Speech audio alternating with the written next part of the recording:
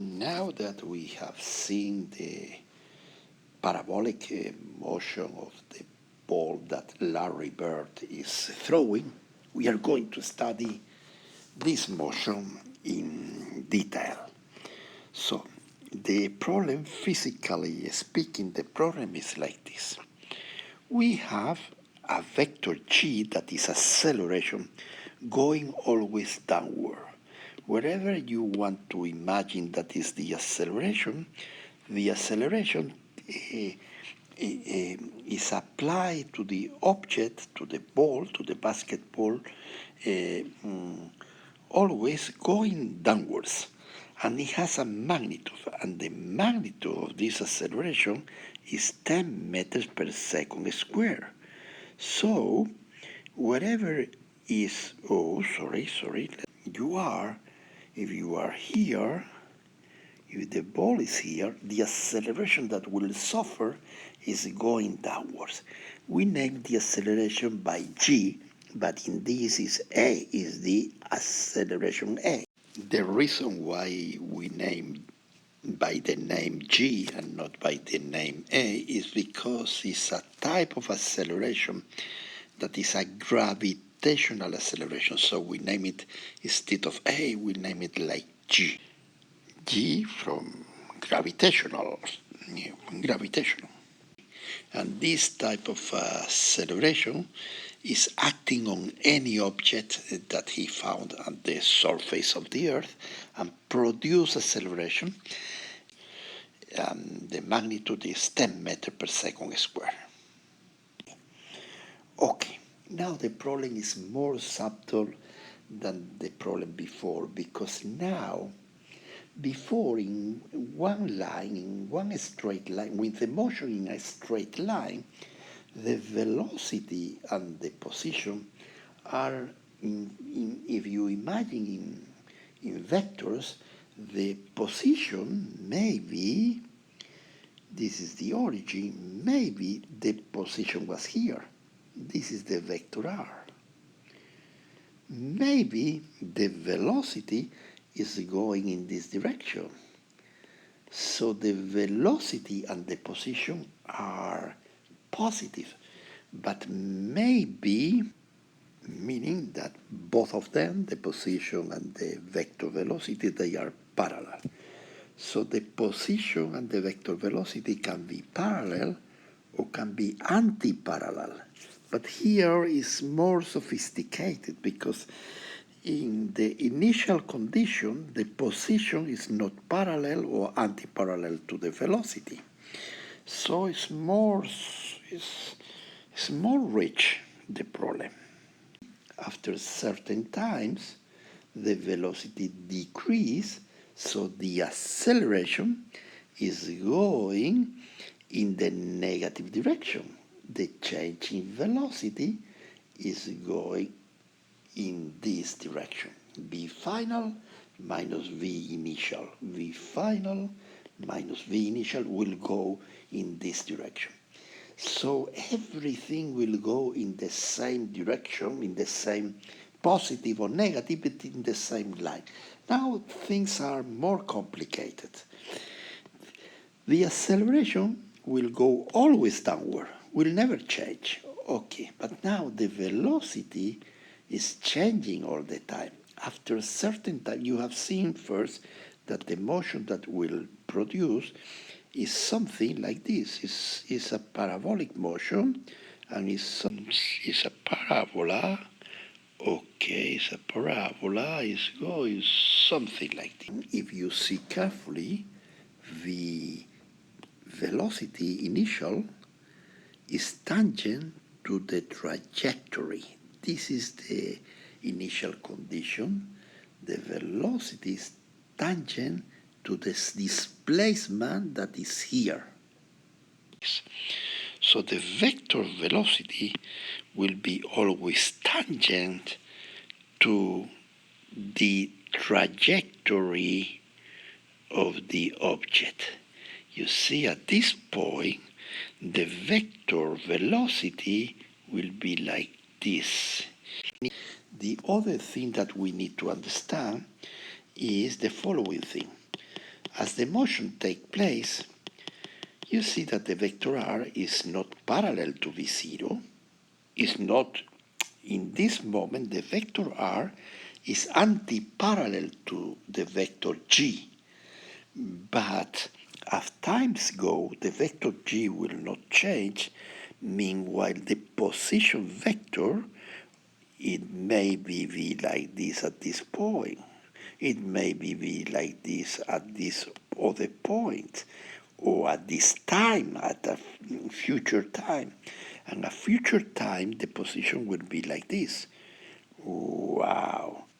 Means that the position is changing. Meanwhile, the velocity, the x component of the velocity will be maintained constant, and later on we will see why the x components of the velocity is always constant. Trust me that the x component of the velocity will be always constant. That means that the value of the x velocity, the value of the component of the velocity, this value vx, v0x in this case, will be constant here, v0x. Maybe the velocity here, let's go to v0x, the velocity will be like this. The velocity will do like this. This is the velocity. But the x component of the velocity will be maintained constant.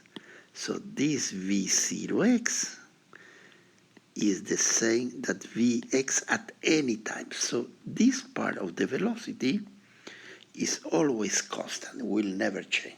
You will see why in a few minutes. Also, you can appreciate that if you start with v0, you start with this component x of the velocity, and you also start with this component of vy. But after certain times, when you are here, the velocity will be like this. And the x components have not changed, but the y component have changed. Now the vy is like this, and is the vector that when you add to the x component, vx plus vy is the vector v. So the x will not change during the trajectory, the vx will not change during the trajectory, meanwhile the vy will change in the same way that the velocity is changing when you launch an object up in a presence of a gravitational field. Initially, the velocity is like this. Finally, the velocity is falling. It's a falling object. Okay. And the velocity will be something parallel to the trajectory. Why it will be parallel? Because as the object is moving, the displacement is the change in position. So this is r initial, and this is r final, and r initial, this is r final, the vector r final. So the change in position is the vector that goes from the head of the first to the head of the second. So it will be tangent delta r, v is delta r, the vector v will be delta r divided by delta t. So delta r, the displacement, will be parallel to the velocity. So if the displacement delta r is here, v is also parallel to delta r. V is parallel to delta r, you see here in this equation. Okay, so the r will be changing. The v will be changing. the g will not be changing. And how will be the equations? This is the point. How will be the equation for r of t? How will be the equation for v of t? And how will be the equation for g? G will be always g, will be always the same, will be minus 10 meters per second squared going down. So the equation for g will be very easy. But what will be the equation for r of t? At the initial instance, the r of t, at the initial instant t equals 0, the r, it will be this vector. I can know how to write this vector. At the initial time, the v will be this vector. But I want to know how the r will be changing with the time, how the v will be changing with time. The v will be changing. Now it's here. Now it's like this. Later on will be like this. So this is what I want to study. So to do that, we start by studying how the vector velocity will change. So we initially start with this vector velocity v0. And the vector velocity, the object, is subject to acceleration, and the acceleration is always downwards. I remind you that the vector I is in this direction, the vector j is in this direction. I remind you that the acceleration is the change in velocity per unit of time. And I will remind you also that the change in velocity, the vector change in velocity, is the vector A multiplied by delta t. So I want to see how this equation will work. These equations say exactly that v final minus v initial vector is A by delta t. So this equation it say v final equal v initial plus A by delta t. Vector A is a sum of two vectors. So the pictures say what is happening. This is v sub I. Later on, the velocity will change. What happened? If the velocities have changed, maybe have not changed the magnitude, but even if they change the direction, we will say there is a change in the vector velocity. This is the change in the vector velocity. So the acceleration that exists here, that is parallel to the change in the vector velocity, is in this direction, the acceleration. The acceleration is in this direction. So this, in this line, is the acceleration. So the acceleration produces a change in the velocity. And the change and the magnitude of the change in the velocity is A by delta t. More delta t, more change in velocity. So the equation that we are writing here is that v final is equal to v initial plus the change in v. Now, the change in v is A by delta t. Well, let's go to study now the same situation when the g is going downward. This is the vector velocity initial. This is the initial vector. Now imagine that delta t is a very, very tiny times, a very tiny elapsed time, let's say 0.01 second. So delta v is A by delta t. So delta v is very small. Sorry that I cannot produce a small picture here, but you should imagine a very small delta v, a very small length of this. So delta v is minus 10 times delta t. If delta t is 1 divided by 100, delta v will be 1 divided by 10. 0.1 meter per second is the change in the velocity, but the change in the velocity takes place in the minus j direction. So this is the delta v. So this is v initial, A by delta t, sorry. This is A by delta t minus 10 by delta t. and this is V final. Now we produce the same equation. We use again this same equation. This is now V initial.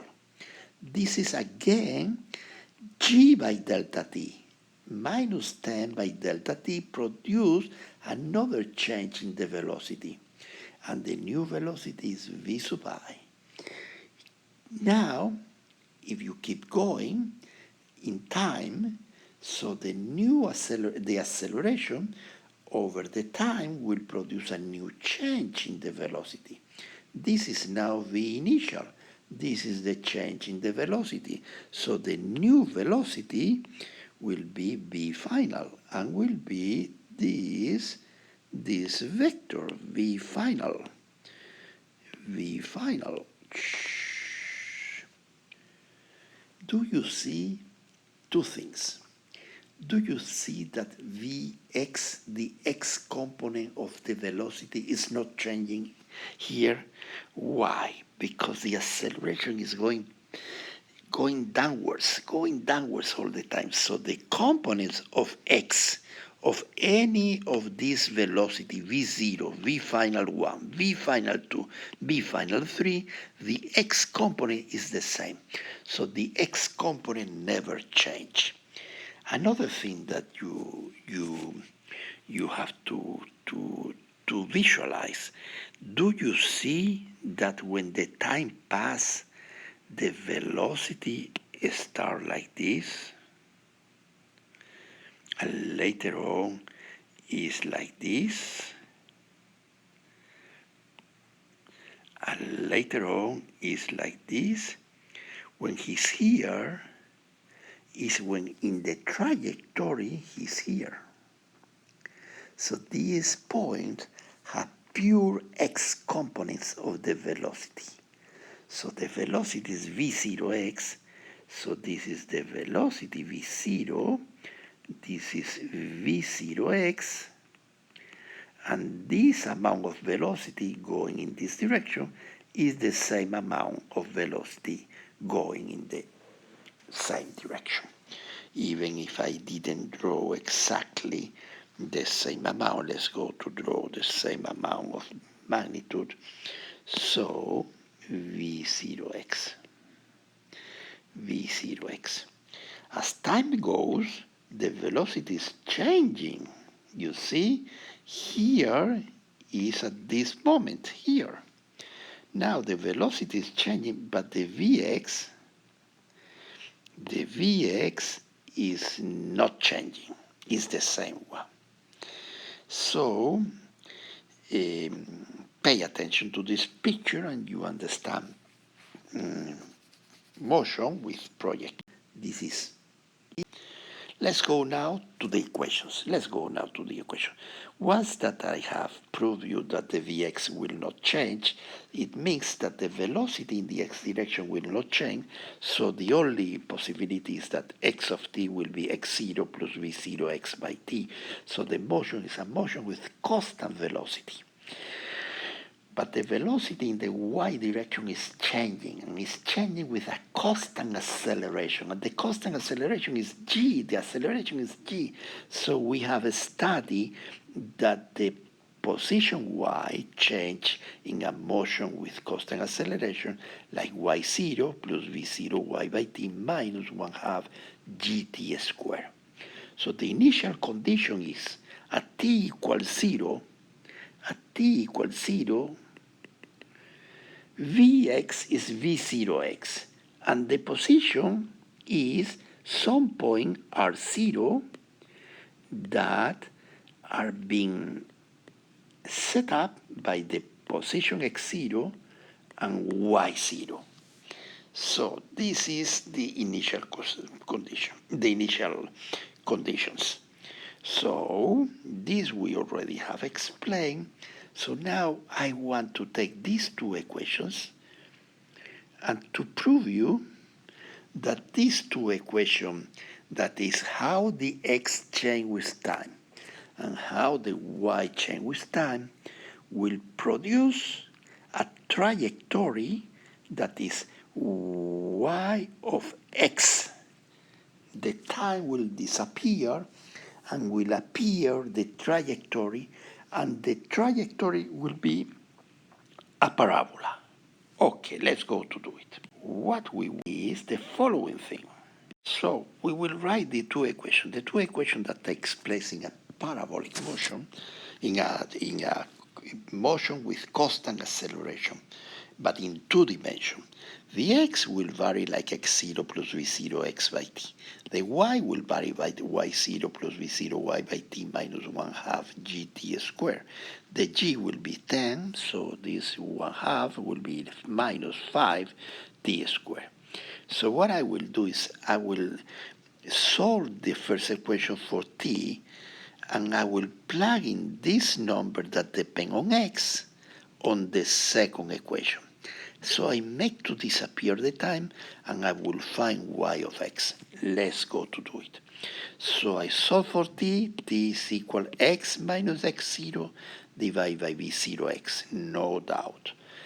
If I plug in the second equation for y will be y0 plus v0 y by t. This is the time t when x0 is equal 0. I will place the condition that x0 is equal 0. You will not change any of the things that I'm going to say. So v0 y by t minus 1/2 g t squared x divided by c v0x is t squared. So y is, yes, I do the x0 equal 0 because I want to produce an easy equation to interpret, so it will be easy. So the y will be y0. Now v0y divided by v0x is the tangent of theta, is the opposite divided by the adjacent. So this is v0, this is v0y, this is v0x, and this is the angle theta, and the tangent of theta is v0x, v0y divided by v0x. So this is the tangent of theta. Minus 1/2 g x squared v0x squared. And what happened? Y of x, when you find a parabola, the equation that you will find always will be y of x equal y0 plus ax squared plus vx. Well, the constant term is here, the y0. The term that multiply the term x squared is this term. And the term that multiplies the x is the tangent of theta. So this is a trajectory. If you graph this equation for certain value of theta, theta is the angle, the initial angle where you throw the ball. If you sketch this function for different value of x and for different v0x, you will find the trajectory of a parabola.